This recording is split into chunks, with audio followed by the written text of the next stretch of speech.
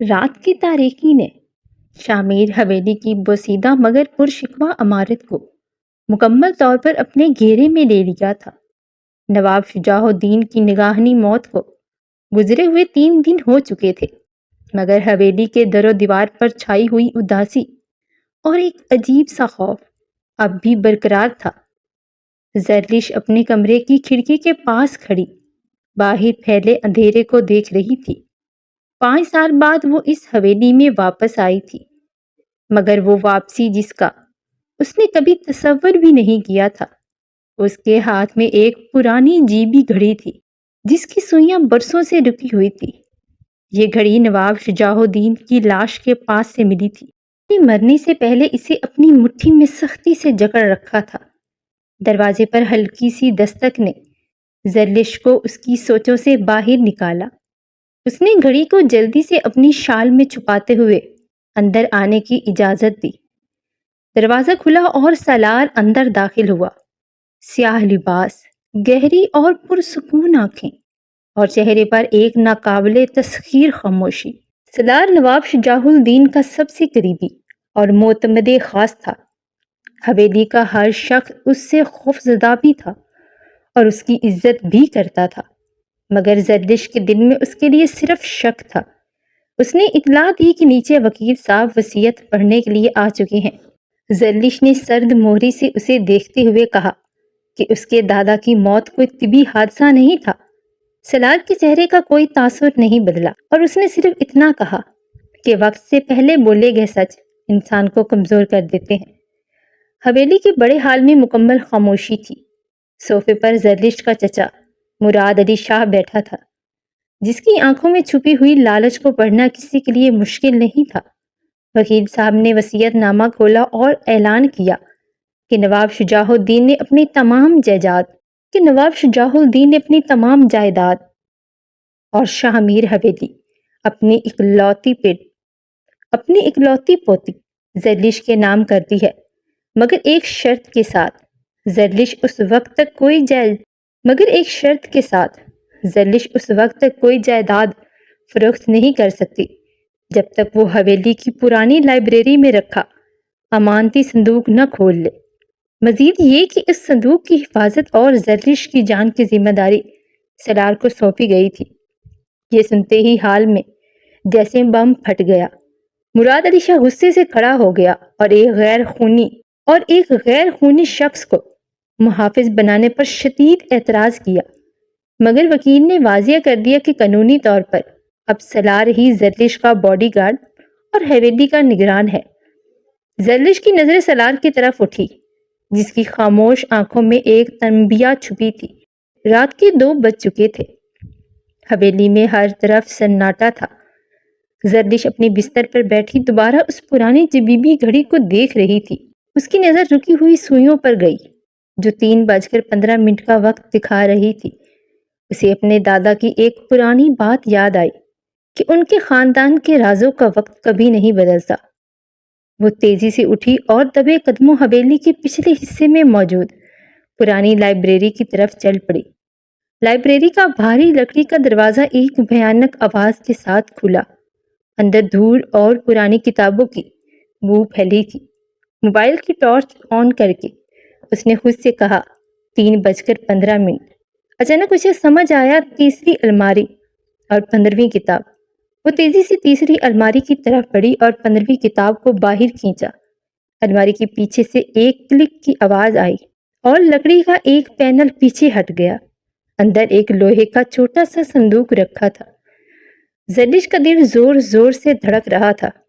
اس نے کانپتے ہاتھوں سے وہ صندوق باہر نکالا۔ اچانک اس کے پیچھے کسی کے قدموں کی آہٹ ہوئی۔ زرلش خوف سے مڑی تو سامنے سالار کھڑا تھا اور اس کے ہاتھ میں ایک پستول تھا جس کا رخ زرلش کی طرف تھا۔ سالار نے سرد آواز میں کہا کہ کچھ رازوں کو دفن ہی رہنا چاہیے۔ زرلش کے ہاتھ سے صندوق چھوٹ کر زمین پر گرا اور اسی لمحے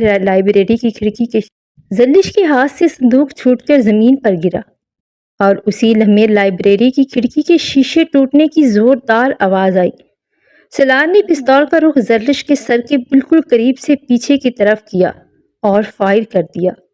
گولی کی آواز سے لائبریری گونج اٹھی۔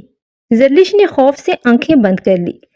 جب اس نے آنکھیں کھولی تو کھڑکی کے باہر ایک سیاہ پوش شخص کی لاش پڑی تھی، جس کے ہاتھ میں ایک چمکتا ہوا خنجر تھا۔ وہ شخص زرلش پر حملہ کرنے ہی والا تھا جب سالار کی گولی نے اسے نشانہ بنایا۔ سالار نے پستول نیچے کیا اور فرش سے وہ لوہے کا صندوق اٹھا کر زرلش کے ہاتھ میں تھما دیا۔ اس نے جلدی سے صندوق کھولنے کو کہا کیونکہ دشمنوں کو ان کی موجودگی کا علم ہو چکا تھا۔ زرلش نے کانپتے ہاتھوں سے وہ چابی نکالی جو اسے دادا کی گھڑی کے اندر سے ملی تھی۔ چابی صندوق کے تالے میں بالکل فٹ آ گئی۔ اندر کچھ پرانی فائلیں، ایک ڈائری اور ایک USB اور نواب شجاع الدین کے ہاتھ کا لکھا ہوا ایک خط تھا۔ خط میں دیکھا تھا کہ نواب صاحب کے قتل کی سازش پچھلے 6 ماہ سے چل رہی تھی اور یہ سازش ان کے سگے چچا مراد علی شاہ نے تیار کی تھی۔ اس صندوق میں مراد کی غیر قانونی سرگرمیوں کے تمام ثبوت موجود تھے۔ نواب صاحب نے لکھا تھا کہ سالار ان کا سب سے وفادار بیٹا ہے جسے انہوں نے خونی رشتوں سے بڑھ کر پالا ہے، اس پر اندھا اعتبار کرنا۔ خط پڑھ کر زرلش کی آنکھوں سے آنسو چھلک پڑے۔ اس نے سالار سے پوچھا کہ اس نے یہ سب پہلے کیوں نہیں بتایا، جس پر سالار نے جواب دیا، ثبوت سامنے لانا ضروری تھا ورنہ وہ کبھی یقین نہ کرتی۔ اسی لمحے لائبریری کا بڑا دروازہ زوردار ٹھوکر سے کھلا اور مراد علی شاہ اپنے 5 مسلح آدمیوں کے ساتھ اندر داخل ہوا۔ اس کے چہرے پر ایک شیطانی مسکراہٹ تھی۔ اس نے زرلش سے صندوق مانگا مگر سالار زرلش کے آگے ایک ڈھال بن کر کھڑا ہو گیا۔ سالار نے تیزی سے لائبریری کی پرانی میز کو پلٹا اور زرلش کو اس کے پیچھے چھپا دیا۔ پھر اس نے جیب سے سگریٹ لائٹر نکال کر قریب پڑے ہوئے ایک پرانے کیمیکل کے ڈبے پر پھینک دیا۔ ایک زوردار دھماکہ ہوا، آگ کے شعلے بھڑک اٹھے اور دھواں پورے کمرے میں پھیل گیا۔ سالار نے اس دھوئیں کا فائدہ اٹھاتے ہوئے دشمنوں پر حملہ کر دیا۔ کمرے میں گولیاں چلنے کی آوازیں گونجنے لگی۔ زرلش نے میز کے پیچھے چھپے ہوئے اپنے فون سے فوراً پولیس انسپکٹر ہاشم کو میسج کیا، جس کا نمبر نواب صاحب کی ڈائری پر ایمرجنسی کے عنوان سے لکھا تھا۔ دھواں چھٹنے لگا تھا، سالار کے بازو سے خون بہہ رہا تھا مگر وہ اب بھی مضبوطی سے کھڑا تھا۔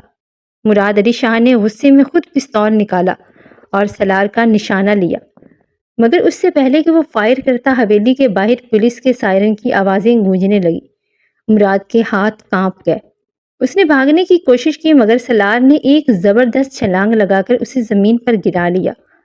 چند ہی لمحوں میں پولیس اندر داخل ہو چکی تھی۔ انسپکٹر ہاشم نے مراد اور اس کے آدمیوں کو ہتھکڑیاں پہنا دی۔ اس نے زرلش کو بتایا کہ نواب صاحب نے اسے پہلے ہی خطرے سے آگاہ کر دیا تھا۔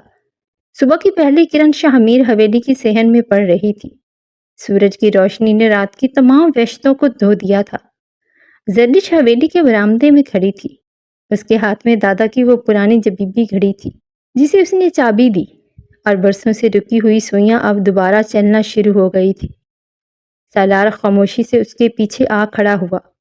زرلش مسکرائی اور مڑ کر سالار کو دیکھا اور کہا کہ آج سے وہ اس حویلی کا ملازم نہیں بلکہ اس خاندان کا چشم و چراغ اور اس کا سب سے بھروسے مند ساتھی ہے۔ سالار کی پرسکون آنکھوں میں پہلی بار ایک چمک ابھری اور اس نے احترام سے سر خم کر دیا۔ سازشوں کا باب بند ہو چکا تھا اور ایک نئے عہد کا آغاز ایک سچے یقین پر ہوا تھا۔